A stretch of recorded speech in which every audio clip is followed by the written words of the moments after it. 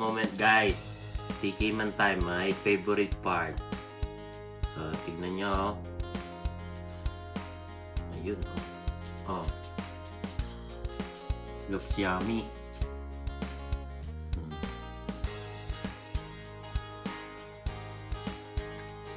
Diba?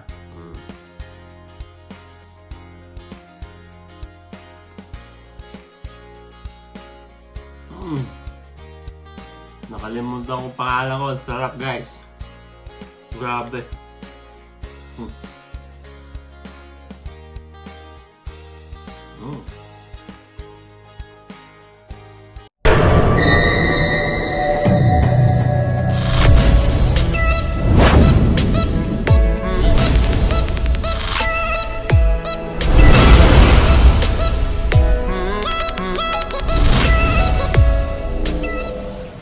Hello guys! Ayun, ito na naman po kami. Magbabahagi ulit kami ng aming merienda, pang-merienda na lulutuin.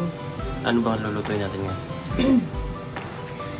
Actually, nagawa na natin to, yung sapin-sapin. Pero ang gagawin natin ngayon is yung i-roll natin yung sapin-sapin ngayon. Dati kasi parang yung layered lang siya na flat, yung gano'n. Ngayon, gagawin natin, i-roll natin yung sapin-sapin natin. Ano itong mga ingredients? Ito, meron na ako nito ng glutinous rice flour na 250 grams or 2.5 cups at saka 1/2 cup ng rice flour. Pinagsama mo na yan? Pinagsama ko na siya dito. Tapos, meron tayong condensed milk. Ito. Tapos yung ating langka flavor, ubi flavor, yung ating sugar, coconut milk, tsaka yung ating vanilla.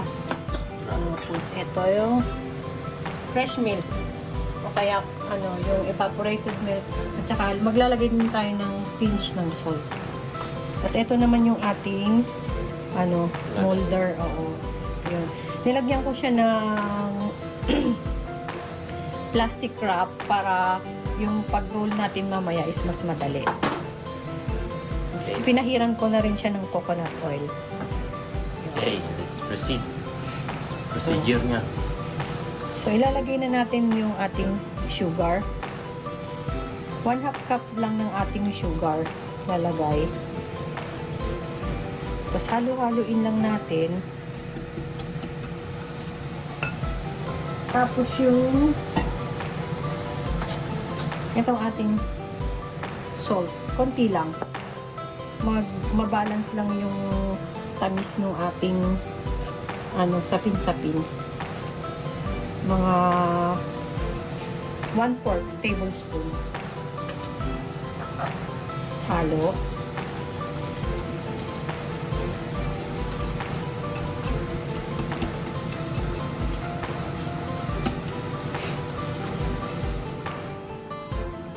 So, habang ginagawa natin yung ating mixture, nagpainit na ako dito ng ating tubig.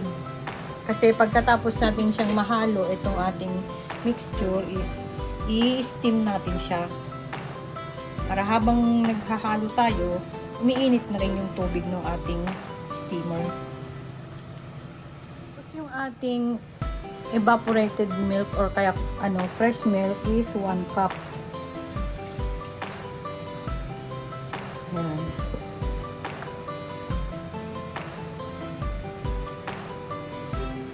Tapos, maglagay na rin tayo ng ating vanilla essence. Hindi pa pala bukas. Ito na lang guys. Kasi ito na yung nakabukas. Mga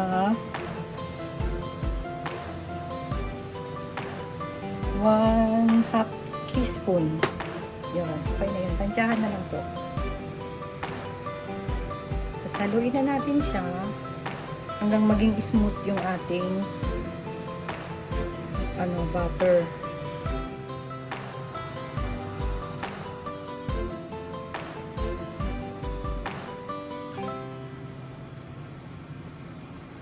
Pwede na to guys. So So, huwag kayong magmadali sa pag ano, siguraduhin nyo na natunaw lahat. Kasi one time nung gumawa ako ng ganito is meron pa siyang buo-buo na konti. Nagmamadali kasi ako, nilagay ko na. Kasi inisip ko pag hinalo mo naman, matutunaw din. Ay nako guys, mas mapapatagal kayo kasi ang nangyari nun, sinala ko pa siya para lang matunaw yung color yellow. Kaya wag po tayong magmadali. Mas mapapatagal po tayo pag kayong minadali natin ng mga bagay-bagay. Tayo sa ube flavoring.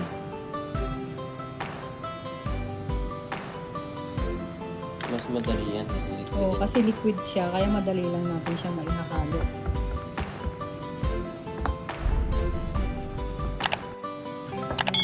Ihahalo kung mabuti. So, next naman natin is ilalagyan na natin dito sa ating noodle. Bali, half lang po nito para hindi naman siya ganun kakapal. Kasi pag makapal naman siya, is mahirap na siyang i-roll mamaya. So, kalahati lang muna. Tapos, i-steam natin siya ng mga 10 minutes.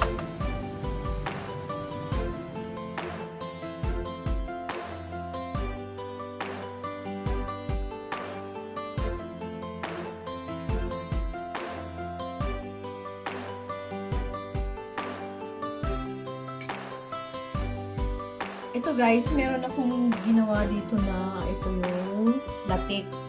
Ilalagay natin ito dun sa loob ng ating sapin-sapin. Tapos ito naman yung ating desiccated coconut. So ito na, tapos na po yung ating sapin-sapin. Ayan na siya. So, hangin natin ito at palalamigin natin.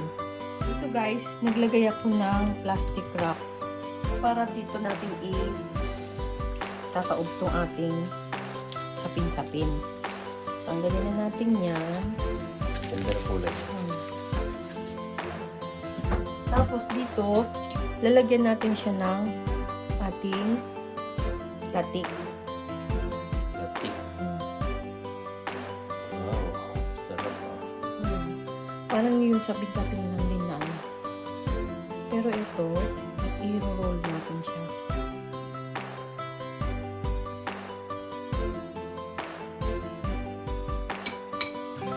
Mas maraming latik, mas masarap.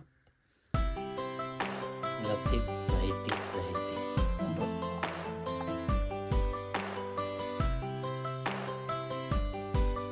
Sapin-sapin, nahitik sa latik. Ayun. Yan guys, i-roll na natin siya. Ayun.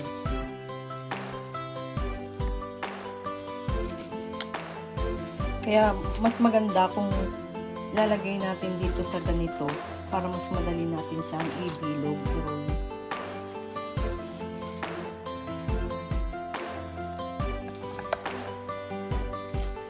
Kasi pagka hahawakan natin kasi malagkit. Kasi press lang natin siya para dumikit.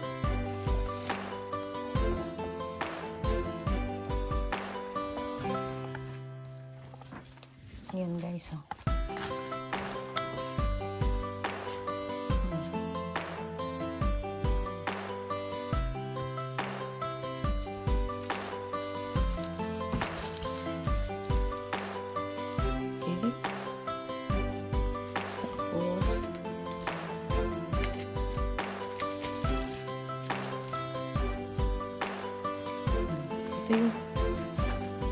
Yun na siya. Tapos, ito naman sa ating desiccated coconut. I-sprinkle lang natin yan sa ibabaw. Ito. Sprinkle natin dito.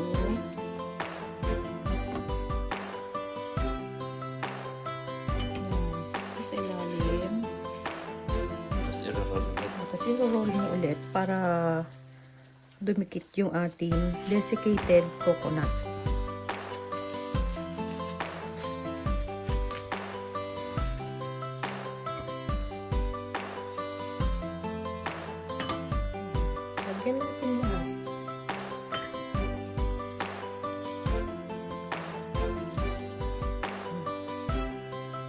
Gawin lang natin ito hanggang sa lagyan natin hanggang sa ilalim.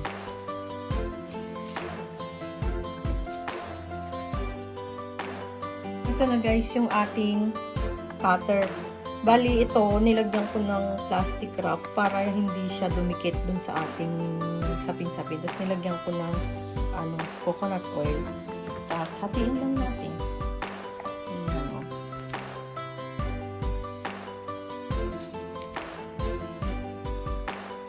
Kaya na po bahala kung anong gusto nyong hati, gano'ng kakapal, anong kanipis ang gusto nyong hati.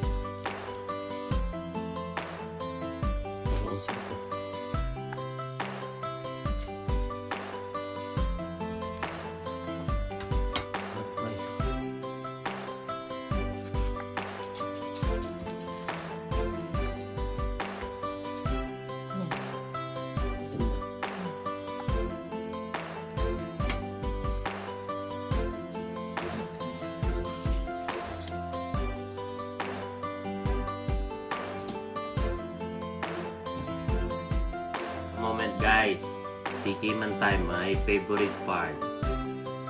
Tignan nyo, oh. Ayun. Oh. Looks yummy.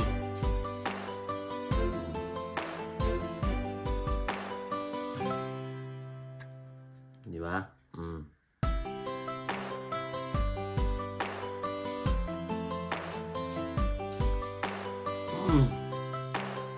Nakalimutan ko pangalan ko. Sarap guys. Grabe.